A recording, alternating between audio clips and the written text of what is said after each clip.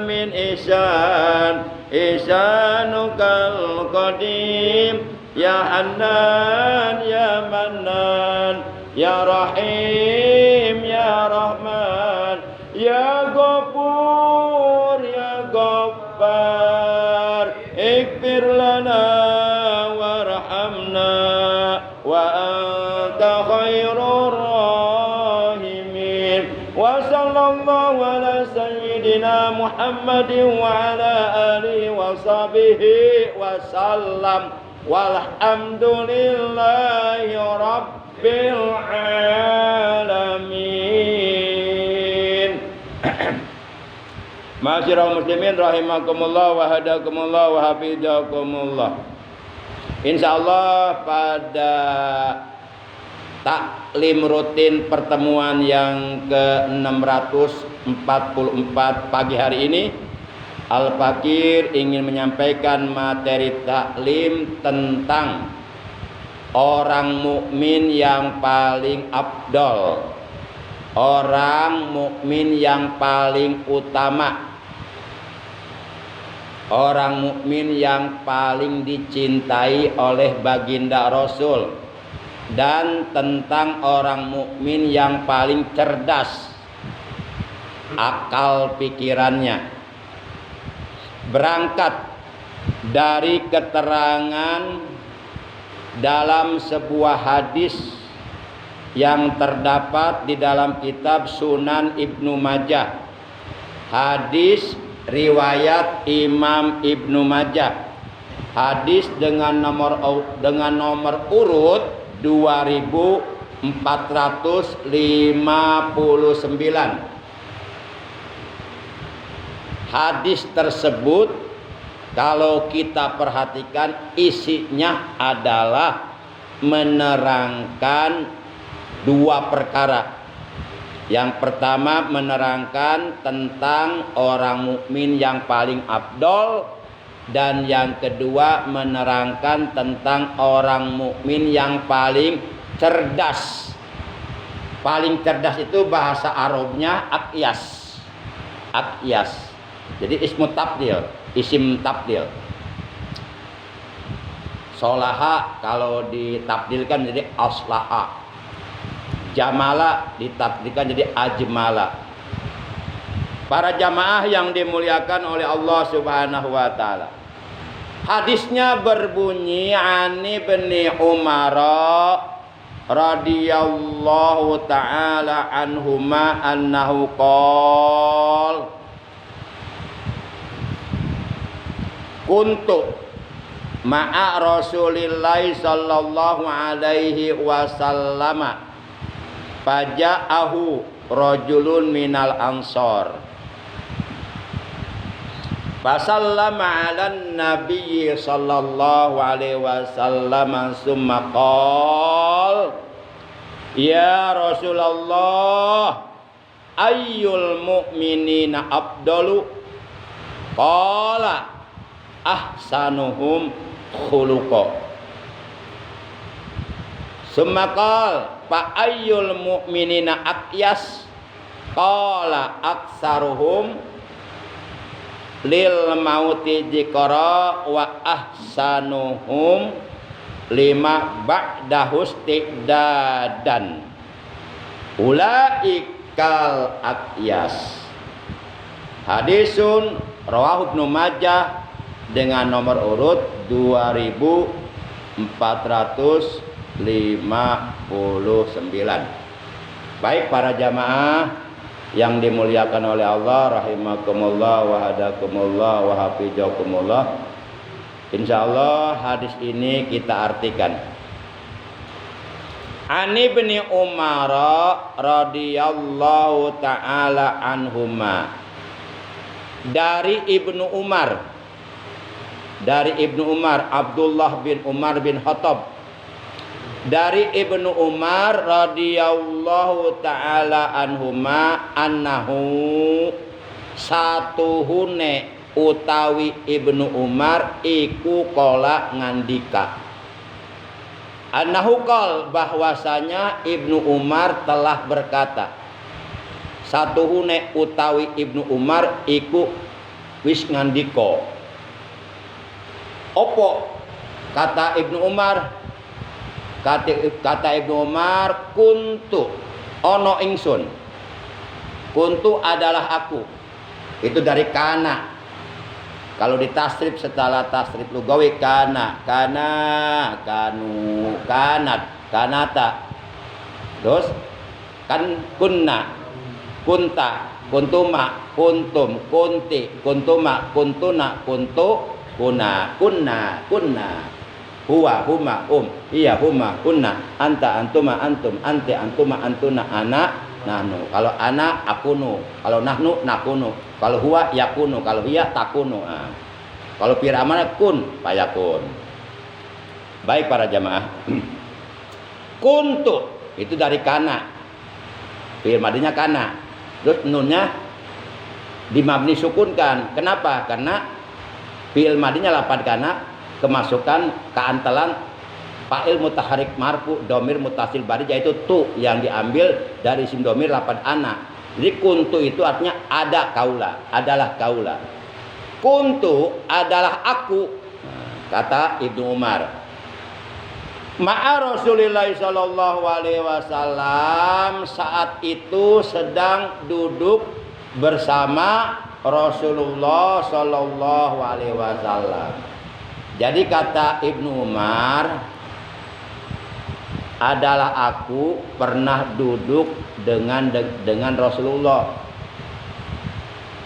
Nah, ketika Ibnu Umar duduk bersama Rasulullah saat itu,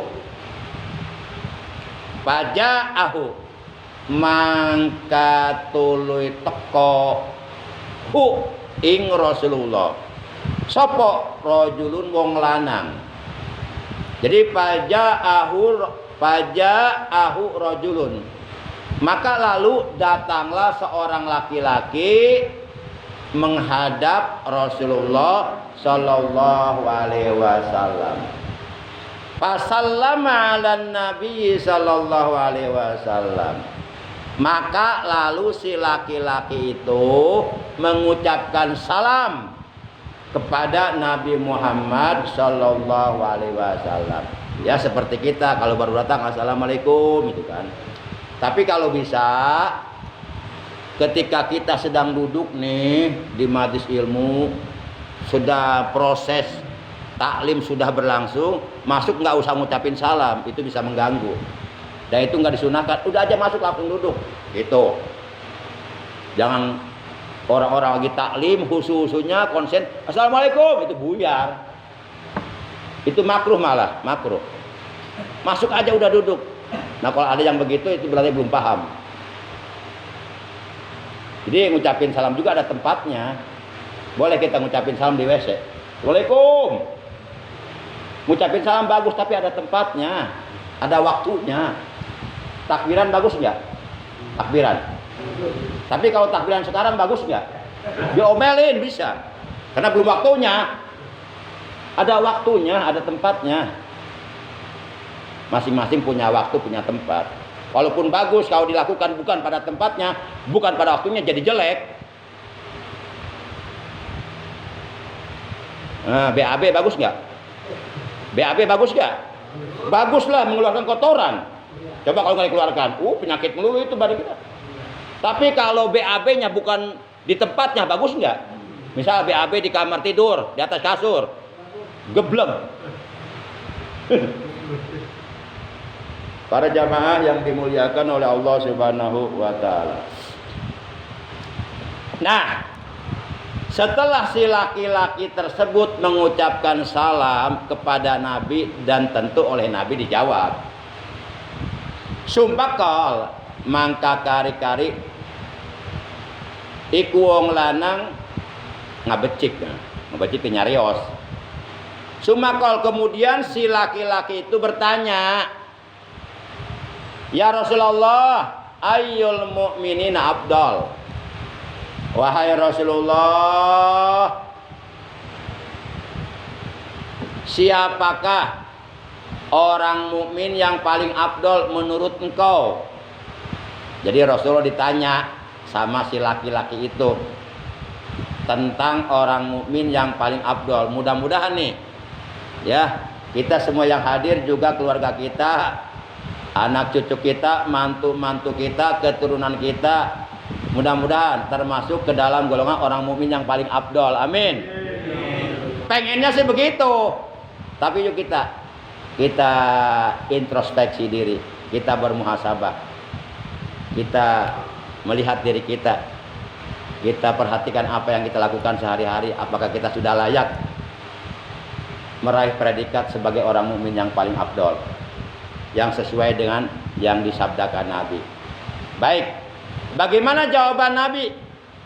Jawaban Nabi, ahsanuhum khuluqa.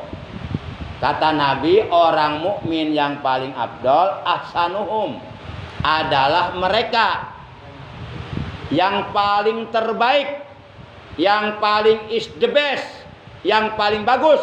Opo, apa nih? Khuluqa, akhlaknya. Nah, ini jawaban Nabi nih. Nah, berdasarkan riwayat ini kita dapat mengetahui dan dapat memahami, walaupun belum dapat mengamalkan, walaupun belum dapat merealisasikan, minimal kita udah tahu lah. Oh, ternyata dari seluruh orang mukmin yang ada di alam dunia ini, atau dari mulai umatnya Nabi Adam sampai orang mukmin terakhir menjelang satu hari datangnya kiamat, ternyata orang mukmin yang paling afdol kata Nabi adalah ahsanuhum khuluqa, orang mukmin yang paling baik akhlaknya.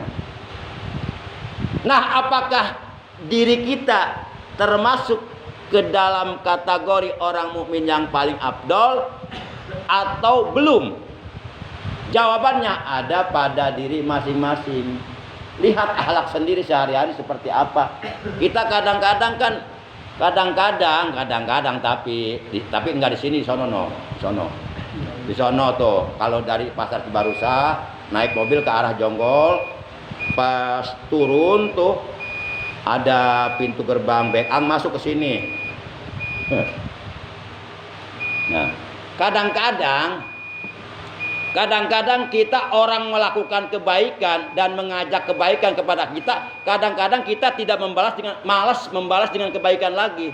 Contoh, orang nge-share undangan, nggak ada sama-sama kali komentar, atau waalaikumsalam, stiker ke waalaikumsalam, atau terima kasih atas kiriman videonya, nggak ada.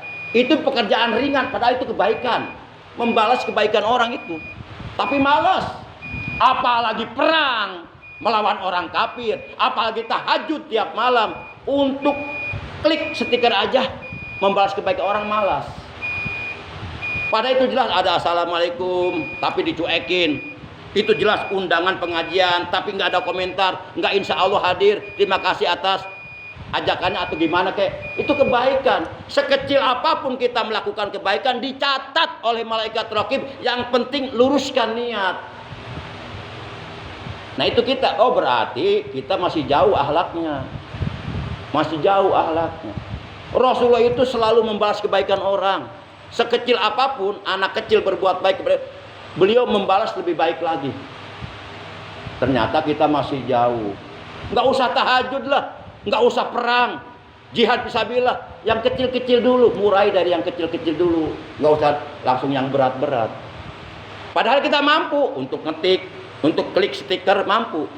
Itu kebaikan sebenarnya. Tapi kita cuek, malas, seakan-akan orang lain itu nggak dianggap. Nah itu menunjukkan bahwa akhlak kita masih belum bagus. Itu jadi cermin buat diri kita sebenarnya. Para jamaah yang dimuliakan oleh Allah Subhanahu wa ta'ala. Kan gitu kata Allah, apabila orang berbuat baik kepadamu, kata Allah, balaslah dengan yang lebih baik. Gitu. Itu kata Allah. Para jamaah yang dimuliakan oleh Allah Subhanahu wa ta'ala. Nah, jadi kita kembali bahwa orang mukmin yang paling afdal adalah orang mukmin yang paling bagus akhlaknya. Secara global, secara integral, secara universal, secara keseluruhan, Akhlak itu terbagi dua. Pertama, akhlak kepada Allah dalam konteks habluminallah, hubungan dengan Allah. Yang kedua, akhlak terhadap sesama manusia dalam konteks hablum minanas, hubungan dengan manusia. Baik akhlak kepada Allah maupun akhlak terhadap sesama manusia, itu dua-duanya diperintahkan oleh Allah dan Rasulnya, dicontohkan di dalam kepribadian Rasulullah, dalam kehidupannya sehari-hari harus dijaga dengan baik. Jangan sampai kita akhlak kepada Allahnya bagus, sholat 5 waktunya selalu di awal waktu, bahkan selalu berjamaah, sodakohnya rajin, ibadah hajinya 5 tahun sekali, ibadah umrohnya sebulan sekali, Masya Allah, tahajudnya tiap malam, baca Qurannya sebulan sekali, khotam, zikirnya enggak pernah lewat, Masya Allah, bagus akhlaknya. Tapi kalau akhlaknya terhadap sesama manusia jelek, itu belum jadi jaminan masuk surga. Enggak jadi jaminan. Rasulullah akhlaknya paling terbaik, tapi beliau tetap menjaga akhlak terhadap sesama manusia. Beliau sangat hati-hati, enggak mau menyinggung perasaan orang, enggak mau nyakitin hati orang. Beliau selalu membalas kebaikan orang dengan balasan yang lebih baik. Itu akhlak Rasulullah. Rasulullah kalau dihina, beliau enggak marah, malah justru memuji kepada orang yang menghina beliau. Beliau diludahin enggak marah, malah justru membawa makanan, memberi makanan kepada orang yang meludahinya. Itu akhlak Rasulullah. Kita mah enggak, belum bisa kayaknya sampai situ mah. Untuk jawab kebaikan orang aja kita masih berat. Masya Allah. Apalagi untuk ngasih makanan sama orang yang menghina kita. Yang jelas-jelas orang melakukan kebaikan aja kita nggak mau balas. Masya Allah, masih jauh akhlak kita ini. Kadang-kadang kepada guru aja kita nggak punya akhlak, nggak punya akhlak. Ngaji mengaji tapi akhlak tetap jelek. Nauzubillah min dzalik. Para jamaah yang dimuliakan oleh Allah Subhanahu wa taala.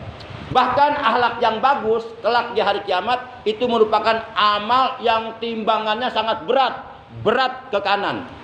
Itu ada hadisnya. Masya Allah. Nah, itu orang mukmin yang paling afdal, ahsanuhum khuluqa, adalah mereka yang paling bagus akhlaknya. Artinya hadis ini memberikan stimulus, rangsangan, bahkan motivasi. Dengan hadis ini Rasulullah sebenarnya beliau mengajak kepada umatnya agar berusaha untuk menjadi akhlak yang terbaik sesuai kemampuan kita masing. Yang penting ada usaha. Ada usaha. Kita sudah berusaha nih untuk berakhlak baik, tapi ternyata masih buruk. Tetap terus berusaha, jangan bosan-bosan. Nah, itu hadis tersebut memberikan motivasi. Walaupun kita merasa akhlak masih jelek, tapi tetap kita berusaha untuk menjadi manusia yang akhlaknya baik. Nah, para jamaah yang dimuliakan oleh Allah Subhanahu wa taala. Kemudian Sumakol, kemudian si laki-laki tersebut bertanya lagi kepada Rasulullah. Kata si laki-laki tersebut, "Fa ayyul mu'minina aqyas?" Ya Rasulullah, siapakah orang mukmin yang paling cerdas? Akalnya paling cerdas. Jadi si laki-laki tersebut setelah bertanya siapakah orang mukmin yang paling afdal dan sudah mendapatkan jawabannya, lalu kemudian si laki-laki tersebut bertanya lagi langsung kepada Nabi, "Fa ayyul mu'minina aqyas?" Siapakah orang mukmin yang paling cerdas? Ternyata jawaban Rasulullah adalah Qala, beliau menjawab, aksaruhum lil mauti dzikra wa ahsanuhum lima ba'dahus dadan ulaikal aqyas. Artinya, kata Nabi, orang mukmin yang paling cerdas aksaruhum adalah mereka yang paling terbanyak. Aksar itu ismu tabdil dari kasuro, kalau ditabdilkan jadi aksaru. Aksaruhum adalah mereka yang paling terbanyak lil mauti, terhadap kematian, dzikra, ingat. Artinya, kata Nabi, orang mukmin yang paling cerdas adalah orang mukmin yang selalu mengingat kematian, sehingga dengan banyak ingat mati memberikan dampak positif terhadap dirinya untuk mempersiapkan bekal sesudah mati. Aduh, gimana saya kalau mati besok sementara saya belum punya bekal? Nah, cerdas itu akalnya. Bukan orang mukmin yang numpuk-numpuk harta sampai lupa mati, bukan. Itu justru orang mukmin tidak cerdas itu. Orang mukmin, sebab harta sebanyak apapun akan kita tinggalkan, akan jadi harta warisan. Kalau kita enggak ibadah, hanya mengejar dunia, sementara kita mati ke sana blangsak, enggak bawa bekal, itu kan bodoh namanya. Bodoh kita, enggak memikirkan keselamatan diri sendiri yang tidak akhirat. Harta sebanyak apapun ditinggalkan, akhirat pasti akan kita jalani, kita alami. Masya Allah. Sudahkah kita mempunyai bekalnya untuk ke sana? Dia orang mukmin yang cerdas, orang yang senantiasa mempersiapkan dirinya untuk bekal sesudah mati. Bagaimana nanti saya di alam kubur? Bagaimana nanti saya di padang mahsyar? Bagaimana nanti saya di akhirat? Dipersiapkan dari sekarang, itu namanya cerdas. Para jamaah yang dimuliakan oleh Allah Subhanahu wa taala. Sehingga dia terus berjuang melawan nafsunya. Berjuang untuk istiqomah dalam beribadah kepada Allah. Nah, kemudian kata Nabi dalam hadis, memang ada perintahnya. Setiap orang mukmin memang diperintahkan oleh Nabi untuk banyak mengingat kematian. Dalam hadis Rasulullah bersabda, aksiru dzikra hajimil ladzat, aksiru dzikra hajimil ladzat ay al maut. Kata Nabi, perbanyaklah oleh kalian mengingat kematian. Perbanyaklah oleh kalian dzikra hajihil ladzat, mengingat penghancur kelezatan, mengingat penghancur kenikmatan. Artinya apabila itu datang, maka seluruh kesenangan dunia akan hancur, hilang. Apa itu? Kematian. Kematian.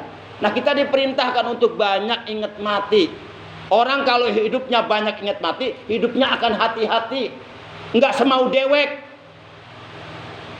Akan hati-hati. Itu dampak positif dari banyak mengingat kematian. Dan kita diperintahkan aksiru dzikra hajimil ladzat ay al maut. Perbanyaklah oleh kalian, kata Nabi, dzikra hajimil ladzat, mengingat penghancur kelezatan, mengingat penghancur kenikmatan. Kalau sudah mati, udah. Kita nggak bisa bersenang-senang lagi di dunia. Tinggal menerima balasan nanti di akhirat. Famay ya'mal misqala dzarratin khairai yarah wa may ya'mal misqala dzarratin syarra yarah. Az-Zalzalah 7:8. Maksudnya ayat 7 dan 8, bukan ayat 7-8. Para jamaah yang dimuliakan oleh Allah Subhanahu wa taala. Nah, itu orang yang cerdas. Kemudian wa ahsanuhum, selain banyak mengingat kematian, jadi nggak cukup cuma ingat mati doang. Gua mati inget tapi nggak sholat. Kan banyak orang ngomong, gua juga selalu ingat mati loh, tetangga gua kemarin juga mati, gua ingat mati. Mati mah inget, tapi sholat kagak. ibadah kagak, ngaji kagak. Nah, tidak sholatnya, tidak ibadahnya, tidak ngajinya, itu menjadi manifestasi, menjadi bukti bahwa dia lupa mati. Walaupun ingat mah ingat. Nah, ingat mati itu nggak cukup dalam ingatan saja, tapi harus diimplementasikan, dimanifestasikan, direalisasikan dalam bentuk amal. Nggak cukup dalam ingatan doang. Buktikan kalau Anda ingat mati, Anda sholat.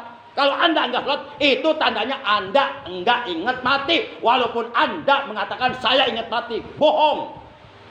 Kira-kira jelas nggak nih? Ada jamaah yang dimuliakan oleh Allah Subhanahu wa taala. Masa ingat mati tapi berbuat dosa terus? Itu lupa mati namanya. Ingat tapi berbuat dosa terus. Gimana sih? Ini orang nggak cerdas nih, orang bodoh nih. Para jamaah yang dimuliakan oleh Allah Subhanahu wa taala. Jadi kemudian kata Nabi wa ahsanuhum lima ba'dahu isti'dadan. Dan mereka yang paling terbaik, terbagus, 5 untuk bekal, untuk perkara, untuk sesuatu ba'dahu sesudah mati, isti'dadan mempersiapkan. Jadi kata Nabi, orang yang paling cerdas adalah orang yang banyak mengingat kematian dan lalu dia membuktikan kalau dia ingat akan mati, dia beribadah kepada Allah, menjalankan perintah Allah, berzikir, baca Quran dan sebagainya, memperbanyak amal kebaikan sebagai bukti bahwa dirinya ingat mati. Karena di seberang kematian masih ada kehidupan yang panjang. Nah, kemudian dia adalah ahsanuhum 5 ba'dahu isti'dadan. Dia yang paling terbaik mempersiapkan dirinya untuk menempuh perjalanan menghadap Allah. Paling baik mempersiapkan dirinya untuk menghadapi, untuk bekal sesudah kematian.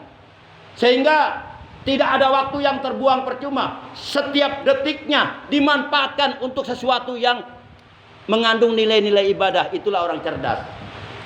Enggak ada yang sia-sia. Orang cerdas itu orang yang pandai memanfaatkan waktu.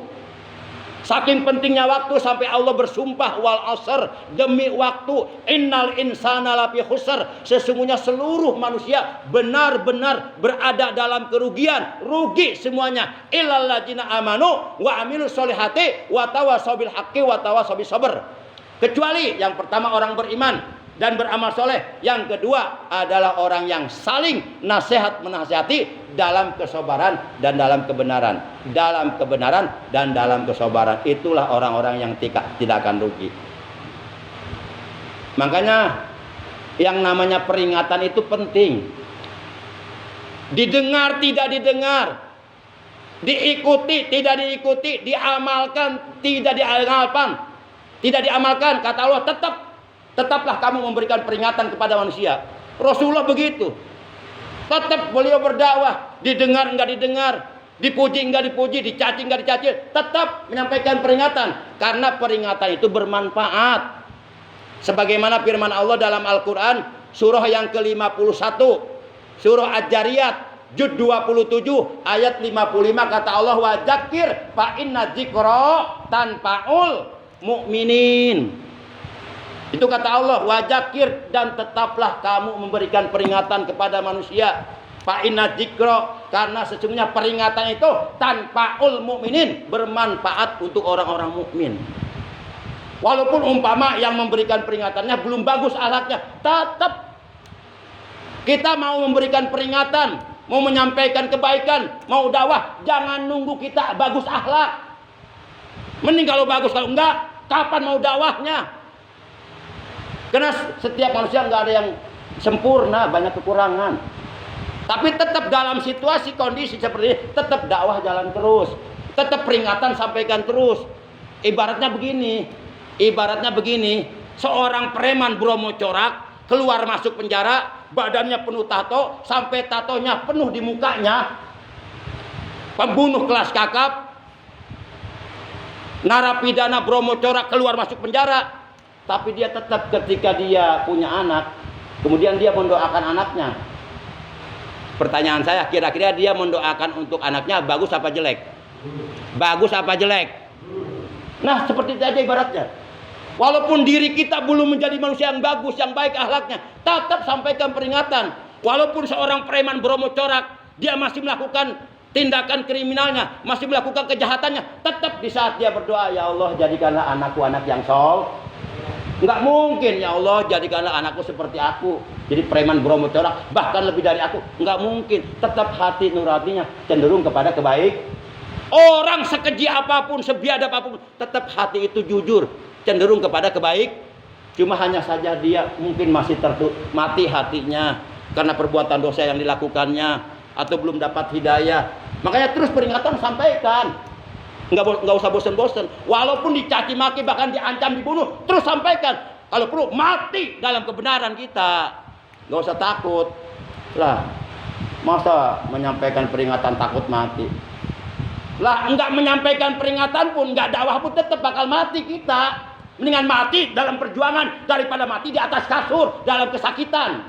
Betul? Itu Khalid bin Walid, sahabat Nabi. Badannya penuh dengan bekas bacokan pedang, bekas panah. Dia menangis, saya ingin mati di medan perang, saya nggak mau pengecut. Tapi dia di atas kasur. Itu Khalid bin Walid. Aku nggak mau mati seperti orang ketakutan mati membela agama Allah. Aku ingin mati di medan perang. Itu Khalid bin Walid, itu sahabat Rasul. Masya Allah. Jadi begitu namanya peringatan, nggak usah takut ancaman. Saya nggak takut dibunuh ya. Ya, kita cuma pasti mati. Yang membunuh juga akan mati kok. Tetap kita serahkan semuanya kepada Allah. Hidupku, jiwa ragaku itu milik Allah, dalam genggaman Allah. Lihat Habib Rizik beberapa kali ancaman pembunuhan, tapi tetap dijaga oleh Allah. Masih hidup sekarang Habib Rizik. Saya tahu persis ketika Habib Rizik mau tembak, saya tahu itu. Saya ada di lapangan. Tetap dijaga oleh Allah. Karena mati hidup itu di tangan Allah, bukan di tangan pistol. Rasulullah berapa kali mendapatkan ancaman pembunuhan, tapi beliau tetap meninggal dunia dalam keadaan mulia di pangkuan Siti Fatimah, enggak lagi ditembak. Jadi namanya berjuang untuk agama nggak usah mati, nggak usah takut mati. Yang namanya mati, takut nggak takut, tetap mati. Kariman aumut syahidan. Kalau mau hidup, hiduplah dengan mulia, membela kebenaran. Kalau mau mati, matilah dengan mati syahid. Insya Allah. Ini saya ngomong begini nggak tahu, saya tiba-tiba begini aja. Pokoknya apa yang datang saya keluarkan aja udah, nggak tahu. Saya pengennya ngajar itu lemes gitu. Bapak-bapak jadi orang mukmin yang paling afdol adalah orang mukmin yang paling baik akhlaknya. Nah, saya nggak bisa ngomong begitu karena itu bukan karakter saya. Masing-masing orang punya karakter yang berbeda-beda. Nggak bisa. Jadilah diri kita sendiri, nggak usah jadi orang lain. Saya tertarik gaya bicaranya Gus Baha, tapi saya nggak bisa menjadi Gus Baha. Saya tetap diri saya. Saya tertarik dengan gaya bicaranya Agim, Ustadz JP Al-Bukhari, Ustadz Arifin Ilham, Kiai Jeni Anjet. Tapi saya nggak bisa jadi mereka semua. Tetap saya jadi diri saya sendiri. Tertarik mah tertarik. Itulah karakter, Pak. Karakter itu nggak bisa direkayas. Itu naluri asli itu muncul. Baik para jamaah, kurang lebihnya Al-Fakir mohon maaf. Ya minimal paling tidak kita berusahalah bagaimana caranya supaya nanti ketika kita oleh Allah dibangkitkan dari kuburan, kan kita akan dibangkitkan nih, kita akan mati. Nanti setelah malaikat Israfil meniup sangkala yang kedua, itu kita akan dibangkitkan lagi oleh Allah dari kuburan kita masing-masing. Kemudian kita dihalau ke padang mahsyar, dikumpulkan di padang mahsyar untuk dihisab amal kita. Nah minimal paling tidak kita berusaha gimana caranya supaya nanti di padang mahsyar kita masuk rombongan orang-orang yang dicintai oleh para ulama aja dulu. Nggak usah ke Rasulullah, terlalu jauh aja. Ke pewarisnya aja dulu. Sebab kata Nabi, yuhsarul mar'u ma'a man ahabba. Seseorang akan dikumpulkan di hari kiamat bersama orang yang ia cintainya. Kalaulah ketika kita hidup di alam dunia cinta ulama, sering berkumpul dengan ulama di majlis-majlis ilmu, bahkan jalan bareng dengan ulama, makan bareng, berjuang bareng, amar ma'ruf nahi munkar bareng, maka nanti di hari kiamat kita akan dikumpulkan bersama para ulama. Para ulama akan dikumpulkan dengan para nabi, nyambung. Karena para ulama pewaris para nabi, nyambung. Cuma kita keinginannya jangan langsung ke Rasulullah terlalu jauh, karena akhlak kita, ibadah kita jelek. Minimal ke yang dekat aja dulu, ke ulama nih, ke guru kita yang dekat dulu. Kita langsung pengen dikumpulkan sama Rasul, sementara akhlak sama guru aja jelek. Gimana mau dikumpul sama Rasul? Para jamaah yang dimuliakan oleh Allah Subhanahu wa taala. Sebab ada orang Yaman ya, orang Arab Baduy. Tapi menurut saya Ibnu Hajar itu orang Yaman. Dia bertanya tentang hari kiamat. Ya Rasulullah, kapan hari kiamat akan terjadi? Rasulullah balik nanya, ma'adatalaha, apa yang sudah engkau persiapkan untuk menghadapi datangnya hari kiamat? Kamu bertanya kepadaku kapan hari kiamat terjadi. Emang kamu sudah siap bekalnya menghadapi hari kiamat yang luar biasa? Rasul baik nanya.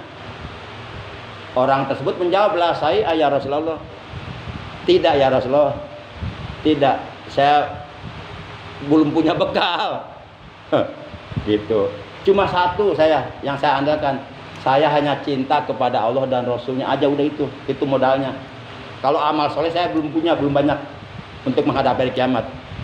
Nah, ketika si laki-laki tersebut menjawab, saya hanya benar-benar mencintai Allah dan Rasulullah. Udah segitu aja. Sementara amal kebaikan, amal soleh, amal bidah, saya belum punya. Nah, akhirnya Rasul bersabda, anta ma'a man ahbabta. Kata Rasulullah, engkau nanti di hari kiamat akan dikumpulkan bersama orang yang engkau cintai. Jadi kalau kita cinta kepada guru kita, nanti dari kiamat kita ketemu lagi di sana bersama guru kita. Nanti guru kita ketemu sama gurunya lagi, terus sambung nyambung. Akhirnya dikumpulkan dalam kumpulan rombongan para ulama. Para ulama nyambungnya ke para rasul, para nabi. Karena pewarisnya begitu. Kira-kira jelas nggak nih? Jelas ya. Demikian talim kita pagi hari ini, kurang lebihnya Al-Fakir mohon maaf. Terima kasih atas kehadirannya, atas perhatiannya. Mudah-mudahan apa yang kita bahas dari awal sampai akhir semuanya oleh Allah dijadikan ilmu yang bermanfaat, ilmu yang barokah, ilmu yang disertai hidayah, ilmu yang dapat menghasilkan berbagai macam kebaikan untuk kebahagiaan kita nanti di alam akhirat. Amin ya Allah ya rabbal alamin. Para jamaah yang mulia, akhirnya mari kita tutup talim kita pagi hari ini dengan ucapan hamdalah. Alhamdulillahi rabbil alamin. Subhanakallahumma wa bihamdika asyhadu an la ilaha illa anta wahdaka la syarika laka astaghfiruka wa atubu ilaik. Astaghfirullah rabbal baraya, astaghfirullah minal khataya, astaghfirullah rabbal baraya, astaghfirullah minal khataya, astaghfirullah rabbal baraya, astaghfirullah minal khataya. Ya Rasulullah salamun alaik, ya Rafi'ash syani wad daraji, adab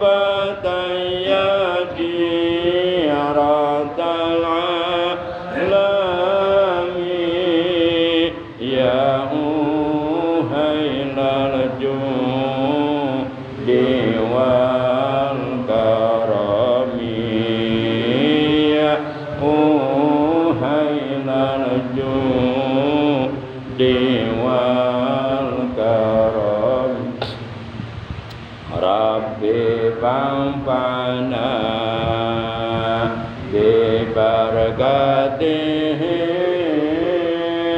واهدنا الحسنى بحرماتهم وأمتنا في طريقتهم ومعافاتهم من الفتن ومعافاتهم من الفتن. Allahumma sabitna ala sabili habibikal Mustafa sallallahu alaihi wasallam wa ala sunnati wa sunnatil khulafai rasyidin al mahdiyyin. Ya Allah, tetapkanlah kami di atas jalan Nabi Muhammad sallallahu alaihi wasallam kekasihmu, dan di atas sunnah beliau, dan di atas sunnah para sahabat al-khulafai rasyidin yang telah mendapatkan petunjuk dengan petunjuk yang benar dalam urusan agama. Allahumma arzuqna syafaatan Nabi Muhammadin sallallahu alaihi wasallam. Ya Allah, anugerahkanlah kepada kami nanti di hari kiamat syafaat Nabi Muhammad sallallahu alaihi wasallam. Waj'alna min ahli sunnati wa muhibbihi, dan jadikanlah kami ya Allah termasuk orang yang ahli melaksanakan sunnah beliau dan mencintai beliau. Rabbana atina fid dunya hasanah wa fil akhirati hasanah wa qina adzabannar. Wa sallallahu ala sayyidina Muhammadin wa ala alihi wa sahbihi wasallam. Walhamdulillahi rabbil alamin. Terima kasih, mohon maaf, hadanallahu wa iyyakum ajmain. Wassalamualaikum warahmatullahi wabarakatuh. Waalaikumsalam.